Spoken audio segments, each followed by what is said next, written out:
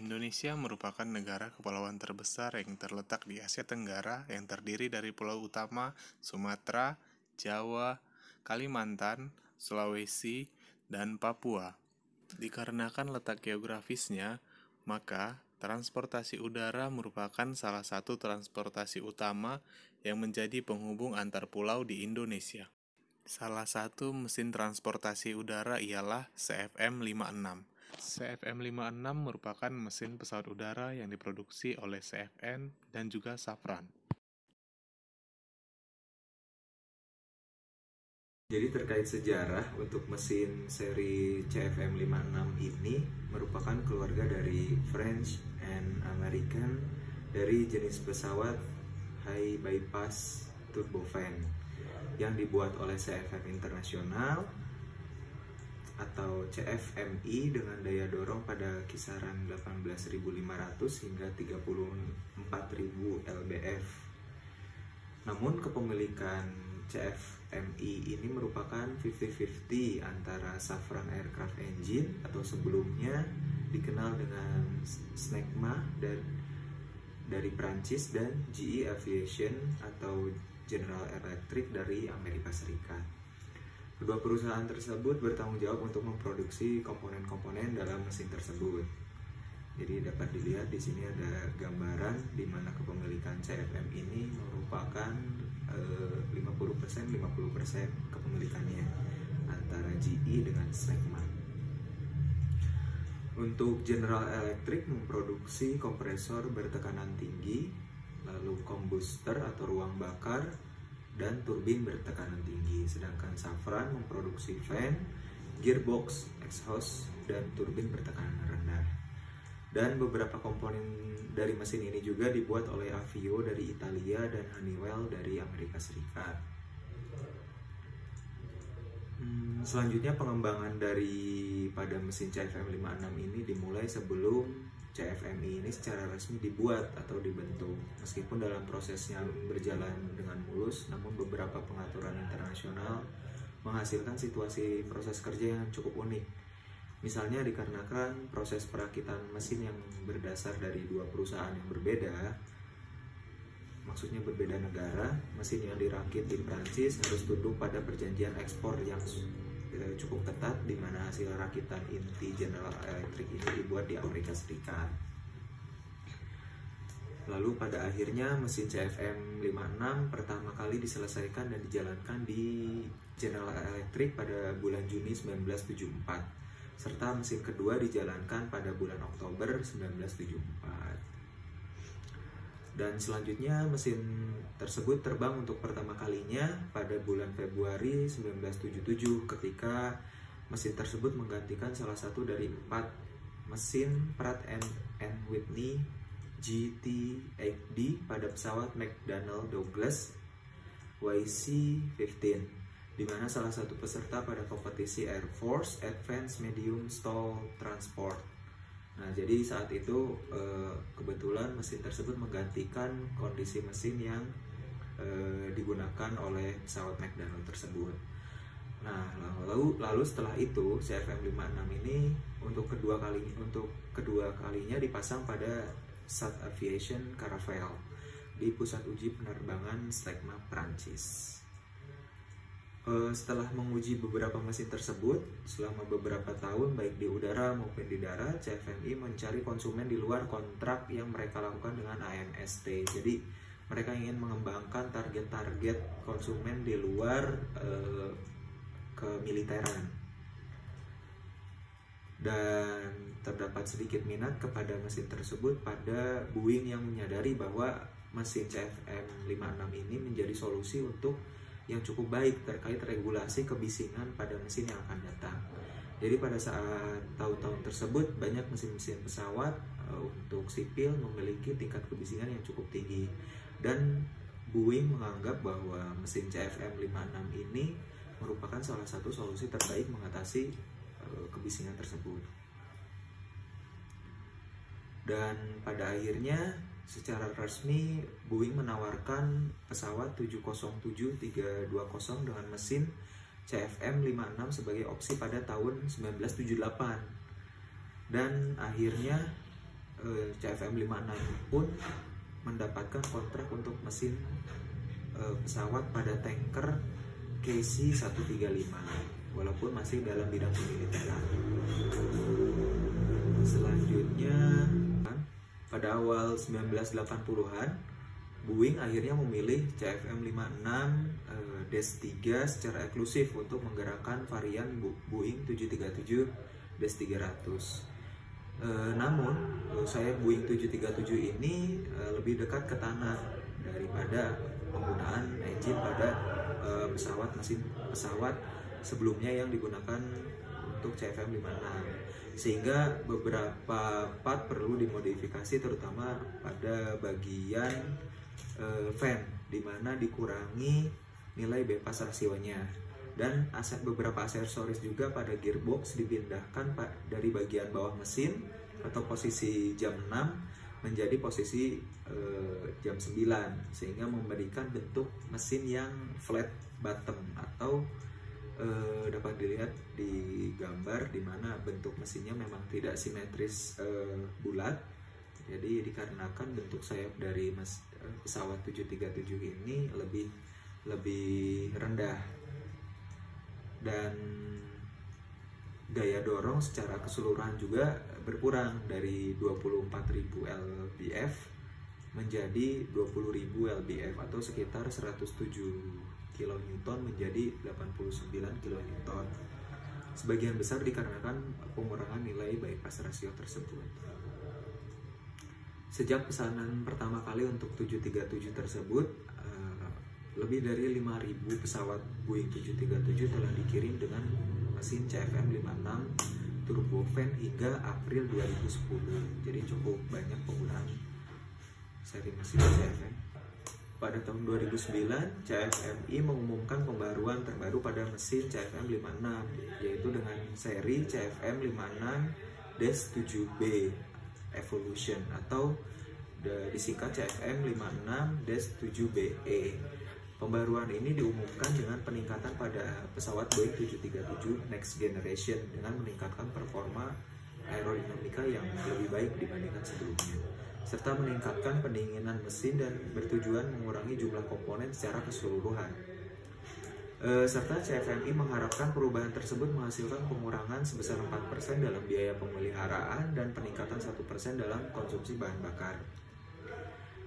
Dari hasil uji terbang yang sudah diselesaikan pada Mei 2010, di mana diungkapkan bahwa peningkatan pembakaran bahan bakar CFM seri terbaru ini lebih baik dari yang diharapkan, yaitu 1,6%,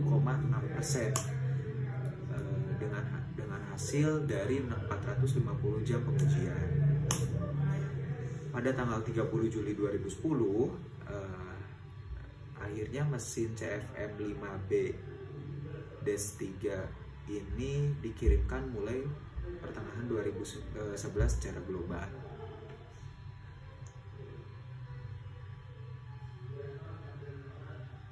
Terhitung pada Juni 2016, mesin CFM 56 adalah jenis mesin high bypass turbofan yang paling banyak digunakan, dengan pencapaian lebih dari 800 juta jam terbang mesin dan pencapaian 1 juta jam terbang setiap 8 hari, sehingga mencapai total jam terbang 1 miliar pada tahun 2020.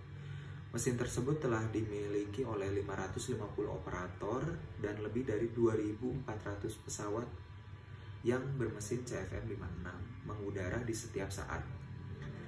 Dan per Juli 2016, 30.000 mesin telah dirakit, diantaranya 9.860 mesin CFM 56-5 untuk Airbus A320 dan A340, dan lebih dari 17.300 mesin CFM 56-3 untuk Boeing 737 Classic dan 737 Next Generation.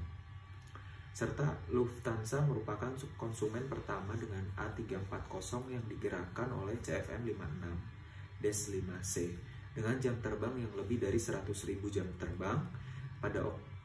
Selanjutnya pada Oktober 2017, CFM telah mengirimkan lebih dari 31.000 mesin dan 24.000 dalam perbaikan dengan 560 operator.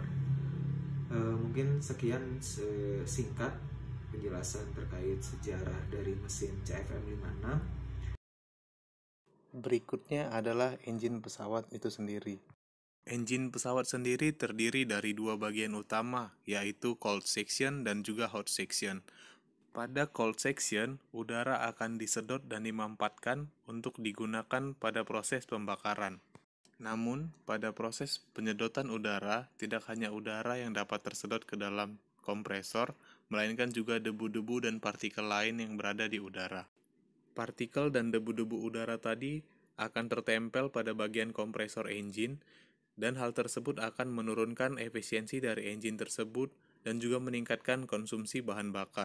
Dan tidak hanya itu, konsumsi bahan bakar yang tinggi juga akan menyebabkan peningkatan polusi udara. Untuk mengantisipasi hal tersebut, maka dilakukan salah satu langkah maintenance, yaitu kompresor washing. Kompresor washing akan membersihkan kompresor section, menjaga efisiensi engine, menurunkan exhaust gas temperatur, dan juga untuk memperpanjang umur engine itu sendiri. Kompresor washing dilakukan dengan cara menyemprotkan cairan ke dalam kompresor section, sementara engine tetap berputar. Cairan yang disemprotkan ke dalam kompresor section ialah air panas ataupun cairan kimia sesuai dengan aircraft maintenance manual pesawat tersebut.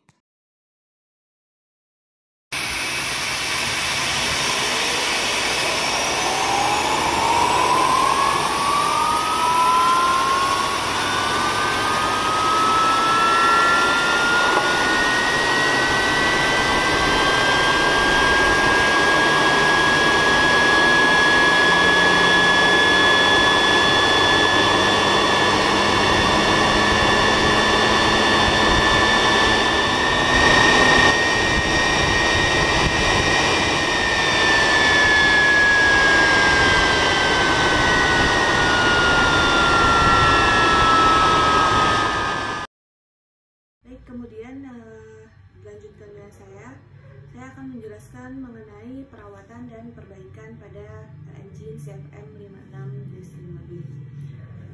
Dimulai dari metode perawatan. Metode perawatan yang akan dibahas yaitu mengenai preventive maintenance. Pada jenis engine ini memiliki banyak sekali maintenance, dari mulai air intake, kompresor, turbin, combustion chamber, ataupun exhaust. Untuk jenis perawatan dilakukan pun sangatlah beragam, dimulai dari inspeksi, kompresor washing, kemudian overhaul, penggantian part, dan lain-lain. Hal ini didasarkan dari maintenance planning yang dikeluarkan oleh manufaktur sebagai dasar untuk penentuan maintenance yang akan dilakukan pada engine tersebut yang diadop oleh setiap operator.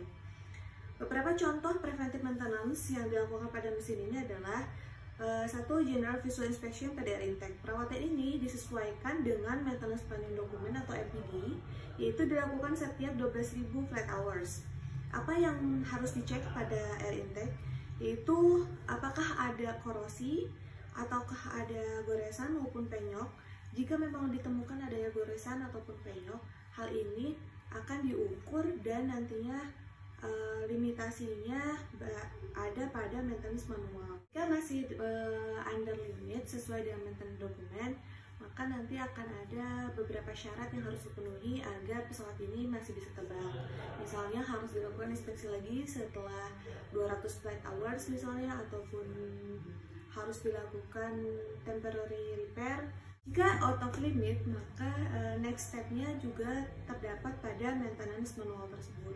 Apa yang harus dilakukan dan repair seperti apa yang harus dilakukan pada abnormality yang ditemukan pada doscol ini. Kemudian yang kedua adalah general visual inspection pada fan cowl door. Perawatan ini dilakukan dengan interval waktu setiap 24 bulan sekali. Inspeksi ini juga sama, bertujuan untuk memeriksa apakah ada abnormality seperti korosi, seperti dent, ataupun adanya goresan juga retak pada si fan cowl door ini. Kemudian yang ketiga adalah compressor washing. Pengerjaan maintenance ini dilakukan untuk pemulihan margin suhu gas buang atau EGT. Juga untuk perawatan pada kompresor itu sendiri, sehingga penurunan performa dari material kompresor sesuai dengan lifetime dari desain manufaktur. Untuk proses ini, disarankan untuk melakukan pencucian air jalur gas mesin hanya dengan air murni saja. Pelaksanaan perawatan ini juga dilakukan dengan alat bantu, yaitu namanya Juniper Jet. Alat bantu ini digunakan untuk memasukkan air yang sudah mempunyai temperatur tertentu pada kompresor pada saat engine berputar. Hal ini dilakukan agar kompresor tersebut dapat dibersihkan dari residu-residu yang menempel pada si kompresor tersebut. Air yang dihasilkan dari proses ini nantinya akan ditampung dan dilakukan uji kejernihan. Lalu nilai tersebut nantinya dicocokkan dan limitasi nilai kejernihan pada manual mesin. Selain air, engine yang dimasukkan pada kompresor juga dapat diganti, namun disesuaikan dengan kebutuhan dari perawatannya sesuai dengan manual dari mesin tersebut. Kemudian ada functional check pada pressure relief door. Pemeriksaan ini dilakukan setiap 36 bulan sekali, sesuai dengan maintenance planning dan dokumen. Pelaksanaan perawatan ini menggunakan alat bantu yaitu torsi. Pada manual telah ditentukan torsi minimum atau maksimum dari latch tersebut. Mekanik melakukan pengecekan torsi pada latch pintu tersebut dan nilainya nanti disesuaikan dengan maintenance dengan limitasi yang ada pada maintenance dokumen. Kemudian ada kerusakan dan perbaikan. Untuk kasus kerusakan dan perbaikan ini banyak faktor yang mempengaruhi, bisa saja internal maupun eksternal. Bisa dari faktor internal yaitu lifetime dari material. Untuk faktor eksternal banyak sekali hal-hal yang mempengaruhi atau yang membuat kerusakan pada engine ini. Adanya benda asing yang masuk atau terhisap oleh engine. Salah satunya bird strike, hisapnya burung oleh engine tersebut. Hal ini juga dapat berdampak pada mesin atau kinerja mesin. Kemudian kali ini saya akan membahas mengenai inspeksi yang dilakukan setelah adanya event bird strike tadi. Apa sih sebenarnya yang harus dilakukan dan apa sih peringatan yang harus kita perhatikan sebelum mengerjakan pekerjaan ini? Yang pertama adalah gunakan APD lengkap, dimulai dengan ada sarung tangan, kemudian pakaian lengkap untuk melindungi tubuh kita. Kemudian kita juga harus menggunakan sarung tangan yang cut resistan di atas sarung tangan sekali pakai. Gunakan penutup pakaian jika ada resiko kontak tubuh dengan sisa burung atau materi organik selama pengumpulan bulu atau mesin pembersih. Juga gunakan udara atau air bertekanan untuk membersihkan bagian yang terkena sisa-sisa dari burung tadi yang sudah masuk ke engine. Buang sisa burung dan masukkan ke dalam kantong plastik. Jangan sentuh wajah, mata, hidung dengan sarung tangan yang sudah kita gunakan untuk membersihkan sisa-sisa burung tadi. Lepaskan sarung tangan pakaian setelah itu, masukkan ke kantong dan jangan dibuka lagi, harus langsung diikat dan dibuang ke tempat sampah agar tidak membuat kontaminasi ke area lain. Kemudian langkah selanjutnya dilakukan untuk engine sendiri. Apa sih yang harus kita lihat? Bagian-bagian mana yang harus kita inspek setelah adanya event bird strike ini? Untuk langkah awal, kita harus melihat bagian depan engine, yaitu di area fan cowl dan nozzle. Kita harus melihat apakah ada retak, apakah ada tanda-tanda distorsi, maupun adanya part yang longgar atau hilang. Kemudian setelah itu dilakukan pemeriksaan pada air intake. Apakah ada retak juga ataupun delaminasi, tanda-tanda distorsi, maupun part yang longgar atau hilang. Kita juga harus melihat semua port yang terbuka. Apakah ada sisa-sisa material ataupun sisa-sisa burung tadi yang tertinggal di dalam sana. Kita juga harus melihat apakah ada kerusakan struktur ataupun kerusakan pada material yang ada di engine itu. Kemudian jika ada indikasi mesin tidak seimbang, periksa komponen nozzle berikut ini untuk mengetahui tanda-tanda kerusakan. Yaitu kita harus memeriksa inlet mesin, nozzle pembuangan, engsel penutup kipas dan struktur sekitarnya, juga kait penutup kipas dan struktur sekitarnya. Untuk adanya kasus burung yang terhisap mesin, maka bukan hanya bagian mesin yang dilakukan pemeriksaan. Pemeriksaan laporan pilot juga diperlukan untuk mengetahui apakah ada bau yang masuk ke kabin, karena bisa saja material-material tersebut masuk melalui duct yang nantinya juga akan masuk ke area kabin dan tercium bau tidak sedap di area kabin. Bahwa di kabin pada saat yang sama dengan serangan burung dapat menunjukkan adanya bagian dari burung yang sudah masuk ke dalam pipa pendingin dari mesin yang masuk ke kabin tadi, seperti yang saya jelaskan sebelumnya. Setelah dilakukan pemeriksaan visual, lalu dilakukan pembersihan pada bagian kompresor. Kemudian kerusakan material abradable yang ada pada bagian depan mesin. Akustik ini kita harus melihat apakah ada bolt-bolt yang longgar ataupun kerusakan materialnya sendiri seperti tergores atau mungkin dent atau sebagainya. Kita juga harus melakukan inspeksi secara lebih detail lagi dengan menggunakan bantuan tools boroskop. Jadi kita bisa melihat apakah di dalam engine juga terdampak dari bird strike tadi dengan melakukan boroskop, yaitu memasukkan kamera ke dalam engine. Bisa juga dilihat di situ combustion chamber maupun turbin juga kompresor. Nantinya kerusakan yang ditemukan akan diperbaiki sesuai dengan manual dari mesin itu. Jika memang kerusakan ada di turbin, maka apa yang harus dilakukan terdapat pada manual prosedur mesin tersebut. Bisa dengan dilakukan penggantian part, bisa juga mengganti pada saluran-saluran yang terkena dampak dari adanya tornado tadi, ataupun penggantian engine jika memang ditemukan kerusakan yang mengharuskan major repair. Maka untuk meminimalisir ground time pada pesawat tersebut, penggantian engine bisa jadi salah satu opsi. Baik, mungkin segitu saja dari saya untuk pemaparan mengenai metode perawatan dan juga perbaikan pada engine 7 ini. Terima kasih. Assalamualaikum warahmatullahi wabarakatuh.